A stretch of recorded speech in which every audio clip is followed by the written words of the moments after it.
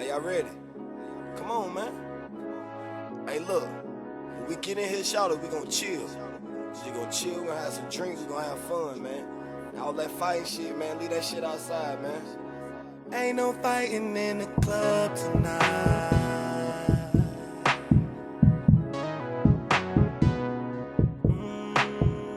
It's too many hoes in here. Yeah, too many. All right, we're going. Ain't no fighting in the club. Here we go. 3, 2, 1. What's going on, everybody? We're here. We're not live. We're never gonna be live. I can't do live content. How do you guys feel about live content? I think if you do it and you forget about it, is you can do it. See, I always feel like I have a hard time being like, there's people. You know what? You know what messes with me for real? Is the part where 0 viewers, 0 viewers, 0 view, 1 view, 0 viewers, 0 viewers. Like I feel like that would bug me so much. You know, honestly. So like, I think that's part of the reason why I don't do it is like the complete like nakedness of you're on the internet, right? Because like this way, I'm like, I can edit it. I can make it look amazing in post, but like it's like you are on, and hopefully you don't say anything stupid because the internet never forgets. If history has taught us one thing, the internet never forgets. Yes. Never. What's it called? The Streisand Effect? You heard about that? No, explain. Okay. Xander, you heard about the Streisand No. Effect? Okay, the Streisand Effect. Barbara Can we Streisand? see it online? Can you? Can I pull up? Well, okay, so I can. Yeah, you know what? I know who Barbara Streisand is. Live content, right? Yeah, absolutely. Yeah. The Streisand Effect is a phenomenon that occurs when an attempt to hide, remove, or censor information has the unintended consequence of increasing awareness of that information. So, like, Barbara Streisand, she wanted a picture of her, I think it was her house, off the internet. And actually what the internet do, copy that thing and put it literally everywhere on the internet as many times as possible. Nice. And so that's like the Streisand Effect essentially. It's just like you can't undo something. If you say you don't want this to exist, it's gonna exist 1 trillion times. So I don't want $1 million. Please. The internet never forgets, bro. I like it. Yeah. Xander, what do we have up here on the screen? Oh, sorry. What is that? I don't know. You want to talk about I like that Xlounge, guy. bro? Sure. Yeah, unpack it. What are your thoughts? Wait. I'm gonna just tee you up. Okay. Xander, give me the backstory on the birth of Xlounge. Can we do that? Wow. Can we jump in? I think the people need to know. Oh boy. I think the people need to know. Bring it back. Let's pull back the curtain. Okay. So, Xlounge. Yes. We're gonna throw way back here. This is we're going almost on 10 years now. Whoa.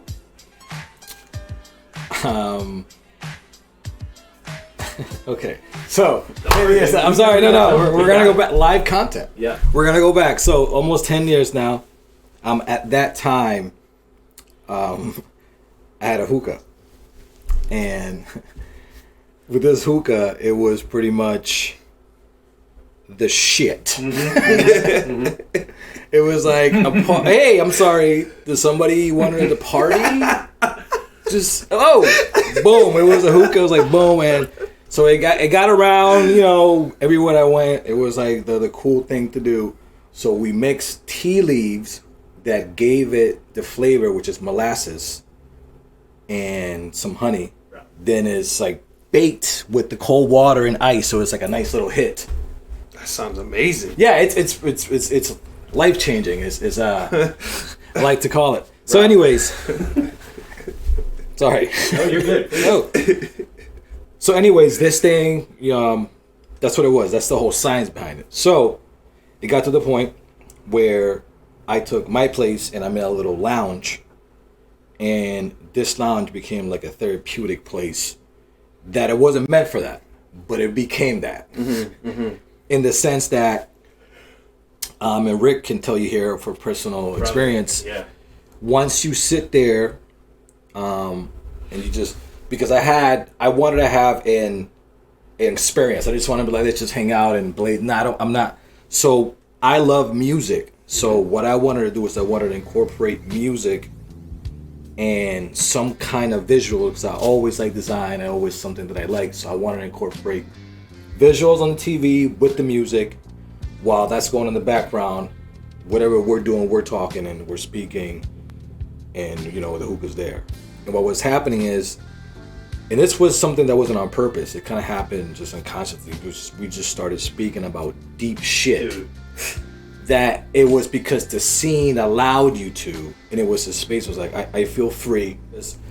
You're there, you feel like nothing's happening, and it gets to the point that you're just talking now about shit you probably never talked about and you didn't want to talk about, but you're feeling free talking about it. Mm-hmm. So, as that's happening, I also became this thing called In the Meantime. Mm-hmm. Because after a while, you get a little parched because you're hitting that. So, bro, I'm laughing because as Xander's retelling the story, I'm reliving every single moment, bro. Yeah. I'm gonna let you finish. Yeah. Kanye. I'm really happy for you. I'm gonna let you finish. I want to hear your account. No, yes, I'm definitely gonna unpack it. I'll give you the B side on this one. Yeah. So In the Meantime is essential to the Xlounge because it's just almost by the end of all things, you come up parched. You're like, damn, this is good, but I'm a little parched. So I come in and it's with icy. But this is not just any ices. Mm-hmm. It's the Italian icy ices. Ooh. Right. So when you just get that in there, it's just, because you're so parched. So once that icy gets in there, man, it's just, again, life-changing. The what's it called? The piece de resistance. Yes. Exactly that. So yeah, that just became a place where people that I didn't think would ever come by came by and spoke their truth, spoke their piece. I remember one time, this is a friend of mine telling me, I'll pay you, let me go there again, and I was like, yeah, you don't have to pay me, you can just, show up. Yeah, it's just, because I felt like this is something that, again, I'm going to do it anyways. I'd rather do it with friends. And it became that. So, again, that consciously became whatever it was. Yeah. And then I'm going to let Rick tell it from his side, from the story, as far as how the person felt once it came in. Mm-hmm. Bro, I spent a lot of time talking about this, man. Mm-hmm. As I do. I tend to be long-winded. But for me, I'm going to go back. I'm going to say 2012... roughly, whatever, the date doesn't matter. But about 10 years ago. It was peak, depression, sadness of you're in the thralls of divorce. Everything sucks. By the way, quick shout out, everybody. Quick shout out to Xander. This dude has been in my life for a super long time. So big shout out to my brother right over there. That's you right there. Hey, snaps for yourself.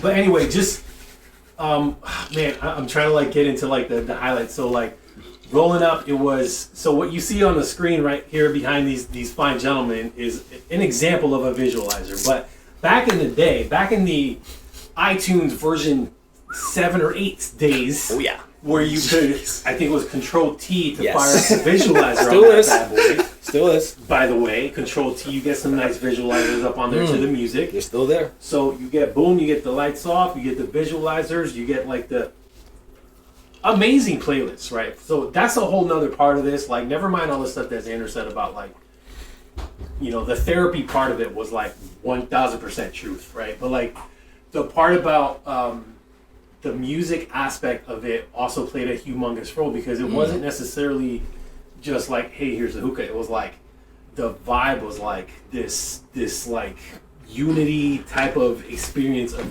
here's a safe space for you to kind of just free flow, say what's on your mind. And it wasn't I coerced you into it. Mm-hmm. It was a slow ramp where you felt comfortable enough to be man, I'm feeling this type of way. I mean, I'll be real, man. There was definitely times where tears, bro, just saying raw shit. And it wasn't just me, we would often call it deploying a party. Yes. Literally, I remember my sister Wanda. Yeah. Do you got that thing? Can you bring over, what is it called? Yes. Jasmine. Literally everybody always called it whatever. Nobody ever got the name right.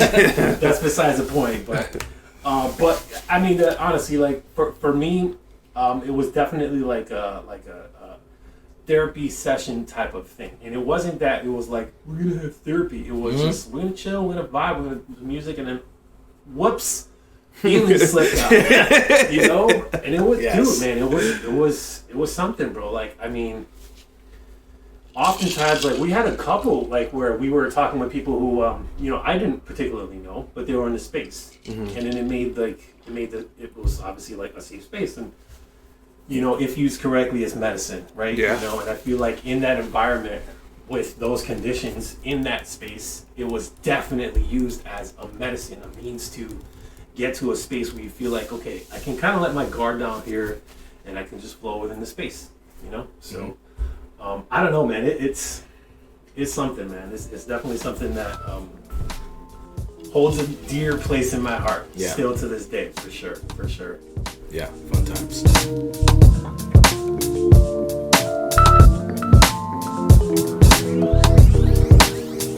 That must have felt real good too, because I feel like that must have been the most peaceful you ever felt smoking. Because you not only were you like, I can let my guard down, which then got rid of your anxiety. You were like, I can get stuff out. So it's like the doors opened, not just the doors opening. Shit came out. Yeah. You know. So that must have been great. Yeah. That's actually, you're hitting that right on the head, because that's exactly what it was. It was one of those things that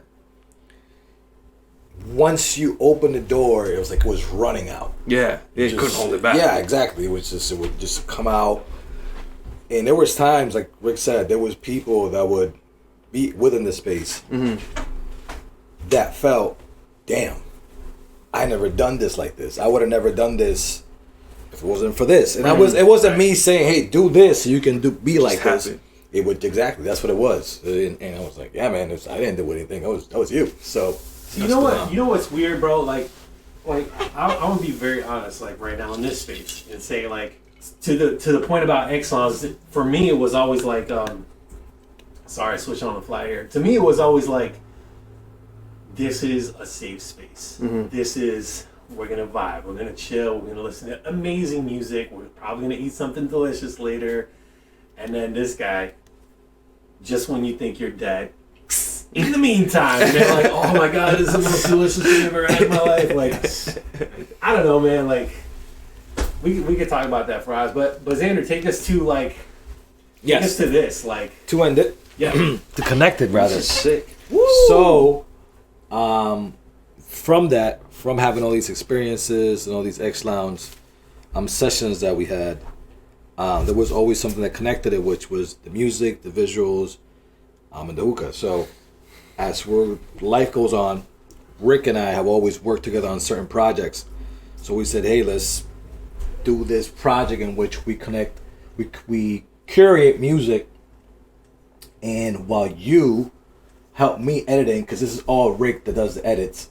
So the editing is what Rick is doing. I find the music, and sometimes I also find the background, and he pretty much takes everything and he just makes it. It's a beautiful thing, man. It's a beautiful thing to be able to. Yes. I have a cool idea. Yes. Y'all, you should, like, however you want to put this content out.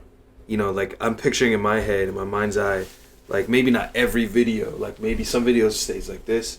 But some videos you do some sort of, like, without it being too overdone, some sort of, like, walkthrough of, like, what you guys did, like, talking. Do you know what I mean? Like, put your voice on this. Just, like, talking, like, simple stuff. Like, yo, like, tell me about, like, something cool you did. Like, you know, cool stuff that's, like, empowering or open-ended. That That's people, kind of fire, actually. you know what I mean? That people fire, watching this can just, like, do it. Or do it with their friends. Right. Like, you know what I mean? Right. Put the coals in now. Fucking countdown, right? Yes. That would be sick, actually. A guided hookah smoking, you know, like, for real though. Yo. Bring that to people who can't be here physically with you. Yeah, I mean, That's a great idea. Sorry, Sam. I didn't mean no. no. I'm just saying that in order for people to understand, like what you're saying right now, rather than bring it to them, we're gonna have to one of these days How about in person? have an Xlounge podcast. So you can kind of see what I'm talking about, full blown. Because Bunch of light bulbs that would went off be in my head, yo. that's gonna be. Now I'm excited. That's awesome. So once that happens, yeah, it's gonna be crazy. But basically, again, back to this. So the whole point was to connect it again. Is we always wanted to create, but we were the ones holding ourselves back. Preach, brother. And that was always the issue. It wasn't ever about being creative. Are we smart enough, or do we have enough? Damn air quotes. Stop coming out. They come out sometimes. No, it's okay, man. I'm just. Yeah, but they come out sometimes. I feel like sit down. So anyways, back to the point is that, you know, a lot of the times we're our only roadblock, and that's literally it. We can talk about this is the reason why, this is the reason, and it's really just us and just doing it. And 100%. Here we are. We're doing a lot of things that we never thought we could ever do, and we just started just do it. And that's what we're gonna keep doing. Is literally just doing things and see what happens. And we did this. We're gonna keep doing it, and just to see what happens with it. Eddie, what's your take on making shit? Just making shit. Just making shit. Yeah. I think we're all on the same boat. Like, just make it, because it's not sometimes you're your roadblock. You're always your roadblock. Because, like, I've said this to both of you, this analogy today. It's like going up a hill, right? And, you know, at the bottom of a hill from one side, right? You're trying to get to that side of the hill. On this side, you go really fast, right? And you're like, okay, this is good. Then as you get uphill, your speed starts to decline because that's how horsepower works. A lot of people, there's two types of people. There's the first type that's going to be like, oh, I'm going slow. It's not working. And they'll either turn around or get out of the car, whatever. They won't get over the hill. When in reality, the times that you go your slowest is when you're right about to go your fastest. And inertia's working towards you, but if you were just like, I'm going to keep going, right? If you weren't your own roadblock, you would have been on the other side going 60 down a hill. Yeah. You know? It's crazy, man. It's crazy. I don't know, man. I feel like we all have a lot to learn from each other, though, right? Like in terms of our individual skill sets and our individual strengths and what we bring to the table or bring to the internet. Like, let me take a second here, guys. Comfortable. Bad over here. Yeah. I just think, like, as we progress forward into the unknown, into whatever is next down the road, right? I have this picture that I always go back to, and it's one of my favorite places. It's called Sandy Point. It's in Massachusetts, near Newburyport. Xander's been there. It's a great beach. And there's this turn that's like, it's like a bend where you can't see around the corner, but it's just everything around. This is like a nice little beautiful, we're turning, but you don't know what's around the corner. And it just, many years ago, I posted that on the Instagram, as one does, right? And it was like, you know, big long caption about the unknown and what lies ahead and all this shit. But every time I think about that picture, I think about, like, you know, what is progress, and, you know, how do you keep reinventing yourself in a meaningful way and not stay stale? And, like, in the world where we live, where you can just do whatever you want that makes you happy, and oh, by the way, maybe you can get paid doing that. And it's hard to do, and especially now where, like, all you need is a computer or a smartphone. My God, all you need is a smartphone. You know, you can make anything. Actually, this is weird. I don't think I told the story, but I was shopping for a kid's gift recently, like a 4-year-old or whatever. And in the kids section, I hadn't been to, like, a toy section in a long time because my kids are older. But there was, like, bro, the amount of, like, pretend streamer shit, or like, get started on TikTok. Like, here's a green screen, here's a stand for your phone, here's a light. Like, just a little kit for you to just fire up some TikToks. For 4-year-olds? Not for 4-year-olds. Okay. I thought like, you was but like not that far. Like, you know, 7 to 10-year-olds or whatever. Shit. Like, it was all there, man. And it was just like, this is the world we live in. Yeah. This is the world we live in. These kids grow up with these devices in their hands. And you got Mark Zuckerberg over here being like, yo, y'all seen Ready Player One? Get ready for that shit. In real It's life. going to be real life. Like, just stay at home, throw your headset on, and just take a shit on yourself. It's fine. You're in the game. It's fine. No, who cares? Nobody cares. Like, it's just. But that's where we're going, bro. Like Wally, sitting, all fat people sitting in the chairs, staring at screens. Like that's where we're at, man. How do we not fall victim to that while also taking advantage of that? Mm-hmm. It's recognizing it as a tool. I think people don't understand that tools are meant to be used for a purpose and that they can be put down. You know what I mean? Because there's different tools for different things. I think you can satiate. Sometimes that removing yourself from reality can be a good way to satiate like that wanderlust. Okay, sometimes put your headset on, but sometimes there's other things that it's more specific. Do you know what I mean? There's a more specific hunger that you have, like actually going to see things in the world, that will satiate your wanderlust. But like the way you're using that example is like the desire for the human spirit to like explore something. Right? Anything, not just places, right. But ideas and virtual places. Virtual places, which is fine. Yeah. But it's got to be a tool. Mm-hmm. Like, what are you using that for? Right. Like, Wanderlust was just one example. Like, maybe you're using it to do a virtual concert. Mm-hmm. That's a specific thing. That's really cool. But then, like, don't forget about in-person concerts. Or, like, there's the 50-50 for everything. In-person concerts. Yeah. And you want to talk about, you want to transition real quickly to your most recent show that you played? You want to talk about that? Yeah, that was a great show. It was my first show in person. Yeah, that was like my first in-person show with a real crowd since 2019, since New Year's of 2019. Yeah, COVID and all the madness that... Aliens and love and sex, that's all that I've been saying. President's gon' make her dance, I hope she smoked the Reagan. If you don't stop. It was like a festival, and granted, my friend Nathan, who put it on, I expected a lot from him, but I didn't expect what he did. I already had high standards, and I was pleasantly surprised at the standards that were actually there. Yeah, because I was like, oh, it's gonna be like a house party. It's gonna be like a big house party. That's cool. 2 stages. It was legit like a festival, and they could have gone bigger if they wanted. Wow. But they kept it like contained. But there was like tents. There was like wooded area in their backyard. There was a ton of food.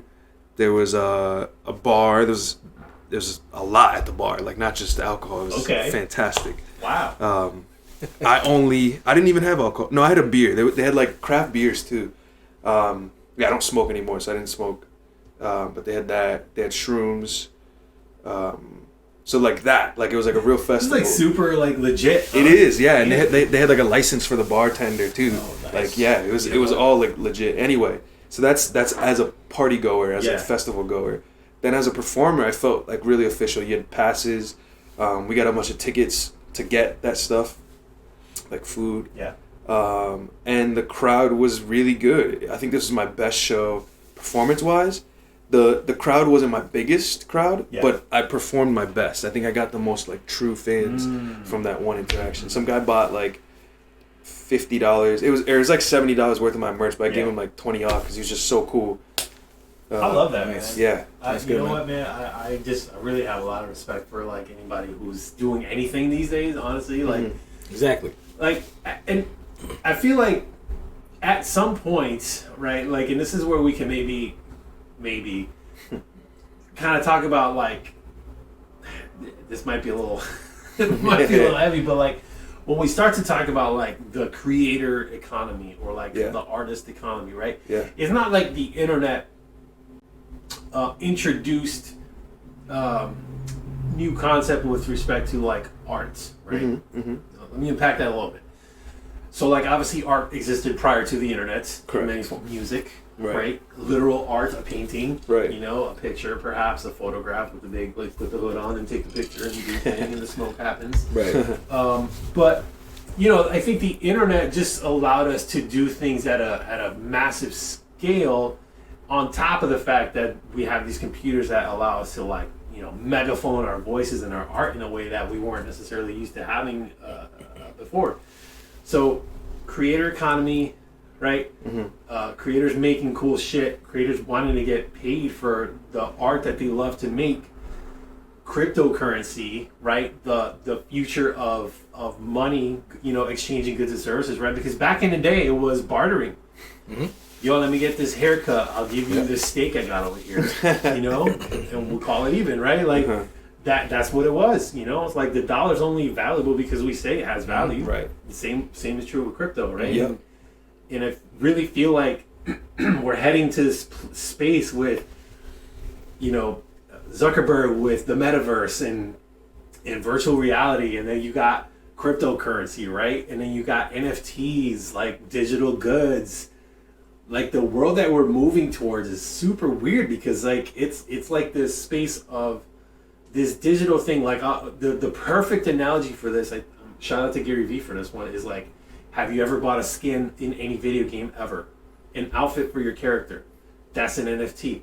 You bought that digital good because you wanted to flex a certain way virtually in the game. Yeah. So like the NFT is that, but extrapolated out like to real life. We're like, yo, I got this piece of art to flex, right? Air quotes, flex on somebody, but like, hey, no, actually, it's actually really valuable. People like, I don't know, $69 million for like it's insane. Like I cannot get over the numbers that people are dropping on these NFTs right now. I really can't. Xander, can you speak to NFTs specifically? Or yes, the reason, this is just my personal opinion, doesn't mean this is what's happening. NFTs, yes, do hold it's not necessarily just the art of it. That's why when people look at it, some of it is really weird looking. It's pixelated. It just looks like a kid did this. And you go, why the hell does this cost millions? So it's not, a lot of the time, it's not so much the art that holds a lot of the value. It's just the fact that that's the only one of it. That's why it's non-fungible. Mm-hmm. But also, these NFTs are being used to launder money. And this is why sometimes you look at this and you go, what the heck? Why does this cost millions of dollars? And that's exactly what they want you to think. Right. But in reality, they're just laundering money. This is just an NFT. But again, every time there's something good happening, bad is right or wrong, saying, hey, okay. So again, right now, there's not a lot of regulations, so this is pretty much up in the air with a lot of this stuff. So that's why there's so many billions being pumped every day with NFTs. I mean, billions, not millions, billions. So, so the people that are dealing with this obviously are billionaires, and they're always trying to find every loophole to skip taxes and hide their monies. And this is a great, fantastic way to do it. Yeah. So that was a beautiful, beautiful synopsis, man. Thank you for that. Yeah, so, I didn't even think about that. Like, I really think, Eddie, like, honestly, like, if you as a creator, who's selling either a digital good by, like, download your music or have access to their album, or buying merch, a physical good, like, being able to have a means to pay for something with something like cryptocurrency is like this different lane, right? This different way of doing stuff, like, than what we were used to. But it's no different than the way that we went. Bro, I remember, man, this is gonna make me sound so old. 2000, it was the year 2000. I worked for a company called Teletech, and eBay is like just getting off the ground, right? And I had a friend who was like super smart. Like he was the guy that I wanted to be in terms of like IT knowledge, because I didn't know shit back then. But like he would just say stuff and be like so impressed. I'm like, man, this guy really knows his stuff. Like I'd go to his house, we'd hang out and shit. Gamers gonna game. You know how it is. But this dude, I remember he would buy stuff on eBay all the time. I'd be like, bro, what is this? What is this? And then I remember, because we'd go to lunch together, my man will go to the post office with I need a money order, please. And then mail this check to the person he's buying something from on eBay, right? Pre-PayPal, right? So fast forward a couple years, Elon Musk is like, hey guys, what if we did this? And then PayPal became a thing. Yes. And now, bro, for me, like 98.7% of the things that I buy on the internet, PayPal, because it's so damn easy to go click. Yeah. It's attached to all the stuff already. I don't have to get my card out. Be like, ugh. Yeah. Type it in. Like, what are we, animals? Like, I I hate having to get my car, bro. It's such an Me too. inconvenience because I never have it near me. It's usually somewhere else. Yep. In the car. Great. Go get my car to buy a stupid thing. Yep. So, cryptocurrency, right? It's just like a different lane to be able to buy something or pay for something, exchange goods and services. And I don't know, man. We could. I'm not an expert, and we have to say the official. This is not financial advice. Just This to is put that not out there, just in financial case. advice. None whatsoever. But yeah, man, it's definitely the future. Yes. It's definitely the future. It's the present, man. It is the You know what? It's here. Well said, brother. Well said. Well said. We might have been able to say that in like 2011. Yeah. You know, but like it's here, man. It's 2021. Yeah. It's almost 2022. Like, we live in the future. Why doesn't it feel like the future? That's a good question. You know what I mean? Like, Yeah. we live in the future, but it doesn't feel like we live in the future. Yeah. Because there's just, we're looking at the promise of like advancement in the future. You know what I mean? We're not looking at like how we already advanced from 2011 to 2021. Yeah. So it doesn't feel like it because we went through it. Right. We saw the little baby steps. So it's not as astronomical. We're more looking at the promise of like, you know, now that we have NFTs, like, Yeah. or better yet, now that we have the metaverse, everybody's gonna, you know what I mean? Everybody's gonna be with headsets on. To us, that's the future. But when it gets there, we're gonna feel the same. Yeah, You know- because we don't really know what the future's gonna look like. We can only guess. So a lot of the time when we see these movies way back in the days, like in the 50s and 60s, what they thought the future will be like, we look at them now, it's like this it's completely off. Yeah. So speaking of what you're saying right now with this, I don't think it's just gonna be a headset and we're gonna be like, oh, this is cool. I really think we're gonna have a whole body suit type of shit and then when we go in there, we feel like we are literally in this place, and we can feel the whole thing. So it's not just a headset, because that's what we think in the future's gonna look like. But I think it's gonna be Full haptic suit. yeah, like we're in here, we're in this space that whatever it is gonna be the metaverse. Yeah. That shit that we're gonna be like, damn, I would have never thought this stuff we're gonna be this far. I think right now we're very early. I mean, even though, like you said, it was the present, it's here right now, but we're very early at where this is gonna go. It's crazy. I can't wait, to be honest with you. Me too. I don't care how old I'm gonna get. I can't Are you wait. guys still on Facebook? Yes. Yep. Yeah. Yep. Can you guys catch me up? Like, I don't want to sound like an elitist. I don't use Facebook that much, I guess. Fair, no.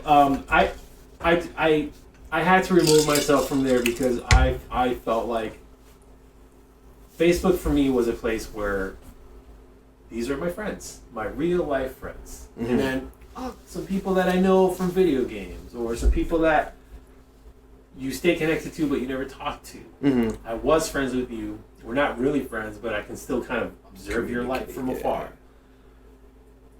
I kind of enjoyed that part of it, but then the part about it, just like the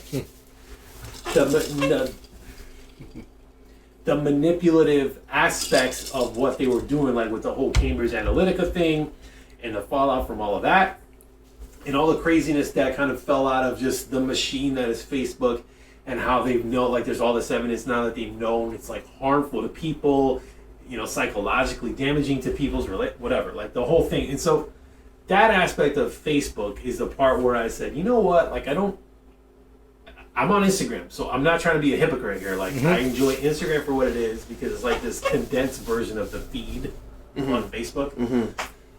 But that's another thing. The news feed has gone through many iterations. Yes. So like, I'll never forget. This is how old I am. Like, before the feed was a feed, there was like, you had the feed of the content that people posted, which was back then. I'm pretty sure it was like the fire hose. It was like, here's the content as it is being posted in real time, with no filtering or algorithm being applied, as far as I knew. Back then, it was just boom. It was sequential. Scroll back, catch up, and now you're at the top of the timeline. You saw everything. And then they added like I believe it was like the notifications, and then there was this famous meme of like, yo dog, I heard you like Facebook, so we put Facebook in your Facebook so you could Facebook like Facebook. I'll try to find it. But it was like here's the content, but then there's like the notification panel became its own thing unto itself, like where you could I'm getting into the weeds here a little bit, but like what is Facebook today in 2021? Like, is it still like a cesspool, or do you feel like it's been toned down? Like, give me a hot take. Like Eddie said too, I don't really use it that often. I use more Instagram than anything. Yep. I usually to keep in contact with my friends, I use more the Messenger than Facebook itself. See, yeah. In reality, that was my the one hate that I had was the Messenger. Yeah. And I get that. I know it's an independent app now. You can get it stands without alone. it. Yeah. I get that, but I also am like, I refuse to message people on Messenger out of principle, right? I'm like, no, I will message you I will send you a text, right? Like, or literally any other platform. Like, That's the thing. Like, there's so many platforms nowadays. Yeah. It just really, oh my God. but that's really the only reason why I have Facebook, really. But I don't understand why. I really don't understand why I have it, to be honest, because I'm not active on it. Yeah. If I do post, it's very rarely. I more comment and ghost around and see what other people are posting. But Facebook, I'm not active at all. Yeah, I had it for a minute because Facebook owns Instagram. Yep. So there's a lot of stuff, and It's I think meta, they do it on Eddie, purpose. by the It's way. meta. What was I gonna say? No, I think they do it on purpose so that you have to kind of keep it around, at least for artists, Yeah. because I needed it. I needed a Facebook account Yep. for Eddie Saturn Yep. to do certain stuff on Instagram and to have like a shop on there. So that was the still only salty about reason. that, because like every time I want to be like, oh, let me check out this. Just make an account on Facebook. No, man, I don't want to. Like they have you by the balls. You're exactly right. They're doing it on purpose. Yeah. All right, man. Why don't we take a break here and then we'll be back. Agree with that. I just take my time with all this shit. I still believe in that. I had someone tell me I fell off. Ooh, I needed that. And they wanna see me pick back up. But where'd I leave it at? I said I'm on.